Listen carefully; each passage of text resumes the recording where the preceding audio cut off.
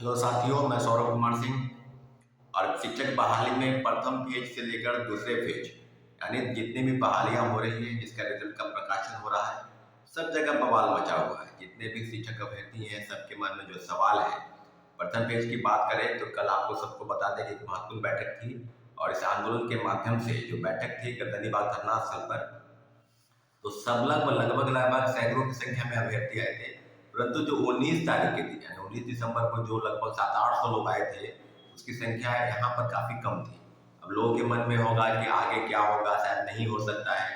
परंतु पूरक परिणाम को लेकर जो संभावनाएं हैं, जिसके लिए हम लोग आगे भी बढ़े, आंदोलन भी हुआ और 4 दिन का दिन बाद धरना स्थल पर भी मेरे कई साथी बैठे, भूख हड़ताल भी किए।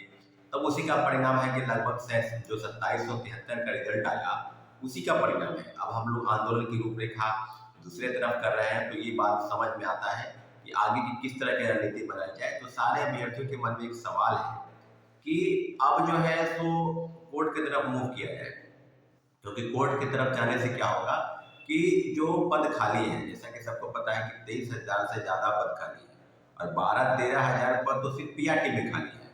सबसे ज्यादा आपको पता है कि सबसे ज्यादा जो वैकेंसी निकली थी प्रथम पेज में, उसमें 79,000 पद, लगभग 80,000 पद जो थे वो 1 to 5 के लिए थे।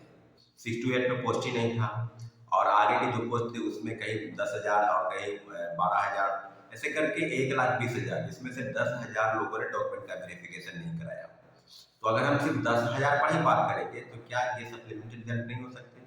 क्या इस पर वेटिंग लिस्ट के प्रावधान, जैसे कि चेयरमैन कह रहे थे कि चैप्टर क्लोज हो गया है, प्रथम पेज की बहाली का चैप्टर क्लोज हो गया है। हाँ, लेकिन शिक्षा विभाग से अगर सूची मिलती है तो उसके लिए भी हम लोग विचार करेंगे आगे क्या करना है। तो उन्होंने कहा कि हम एक आपको प्रथम पेज की बहाली को लेकर जो ग्रीवांस सेल है उसको ओपन कर दिए हैं। 2 दिन उस पर एप्लीकेशन है, 23 से लेकर 25 तक उस पर एप्लीकेशन भी लिया गया है।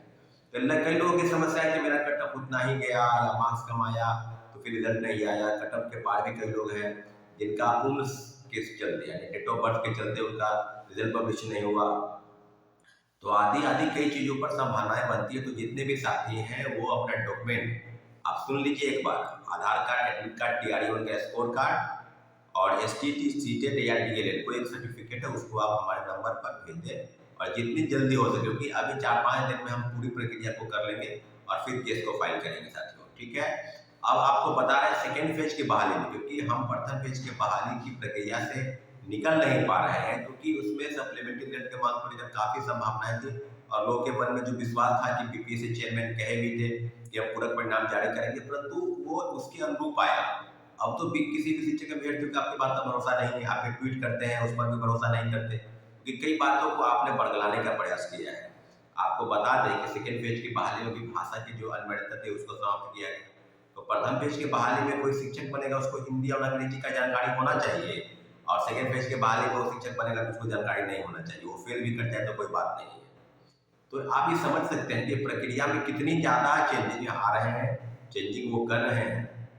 और अभी आपको बता दें कि जिस बिंदु की चर्चा है वो है कि आरक्षण का लाभ, जो आरक्षण है, जो रिजर्वेशन है, उसका लाभ बिल्कुल नहीं मिल रहा है। 50% आरक्षण जो बाहर की बात है उसको ओपन किया गया। 35% आरक्षण जो बिहार के मूल निवासी यानी खासकर महिलाओं को मिलना चाहिए उसको भी ओपन कर दिया है। कई कैटेगरी की आप रिजर्वेशन की बात करेंगे तो कहीं कहीं कटअप जो है 80 के पार चला गया है।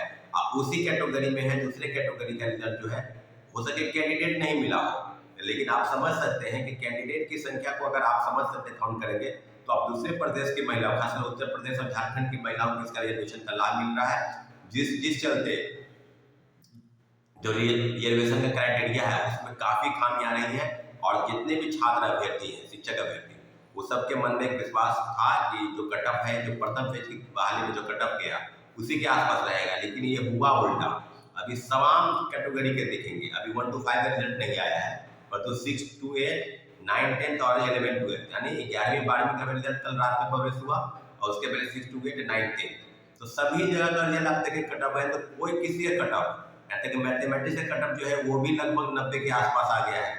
80, 75, 80 कब किसी का कटअप है ही नहीं, खासकर जनरल EWS की बात की जाए तो हम लोग इस बात पर चर्चा करें कि क्या कटअप जाने के पीछे कई कारण हो सकते हैं। परंतु इतना जरूर है कि जो आरक्षण का लाभ है उसको पालन नहीं करने का पीछे एक और ये क्राइटेरिया है, और भाषा की अखंडता समाप्त कर दी गई। मान लीजिए कोई परीक्षार्थी उसमें फेल कर गया हो, तो आप तो उसको शिक्षक बना देंगे क्योंकि इधर वो पास कर गया है। तो काफ़ी चीज़ें हैं जिस पर विरोध करने की ज़रूरत है, और विरोध हो रहा है। धारा 44 लगाइए या धारा 50 लगाइए, आप कोई भी कानून लगाइए, लेकिन किसी अभ्यर्थी के साथ अगर गलत होगा तो अपनी बातों को रखने के लिए बीपीएससी और शिक्षा विभाग से गलती होगा, शिक्षा विभाग निश्चित रूप से जाएंगे और जा भी रहे हैं। अब आपके मन में सवाल है कि आप आंदोलन नहीं करेंगे, तो क्या आपको लगता है कि आपको जो मन करेगा सो कर लीजिएगा, और कोर्ट कानून कचहरी नहीं है क्या? आपके मन में जो सवाल है ना, उस सवाल का आपको जवाब देना पड़ेगा। आपने रिजर्वेशन के लेकर जो भी क्राइटेरिया है उसमें आपने नियमता जो भी चीज़ें हैं उसका आपने पालन नहीं किया है। तो सारी चीज़ों पर हम प्रेस से भी बात करेंगे, लेकिन इतना जरूर है कि आरक्षण का लाभ बिहार के महिलाओं को मिले, इसलिए उसके पालन होनी चाहिए थी, लेकिन ऐसा नहीं हुआ है। उसके खिलाफ इस तरह की चीज़ें हो रही है, जिसका निश्चित रूप से कटअप पर बहुत बड़ा प्रभाव पड़ रहा है। अब हम बात करेंगे कि आगे क्या करना है। तो सारे सप्लीमेंट्री दर की मांग को लेकर जितने भी अभ्यर्थी हैं मेरी बातों को सुन रहे हैं, तो आप डॉक्यूमेंट जो है, चारों डॉक्यूमेंट आप मेरे नंबर पर भेजें, ताकि जितनी प्रक्रिया है, अगर आप पिटिशनर बनना चाहते हैं तो इस चीज़ को आपको करना पड़ेगा। अगर आप पटना में हैं तो आप हमसे मिल भी सकते हैं, कॉल करके आइए, मिलिए, परंतु आइएगा तो अपना डॉक्यूमेंट लेते आइएगा साथियों। ठीक है, धन्यवाद, जय हिंद।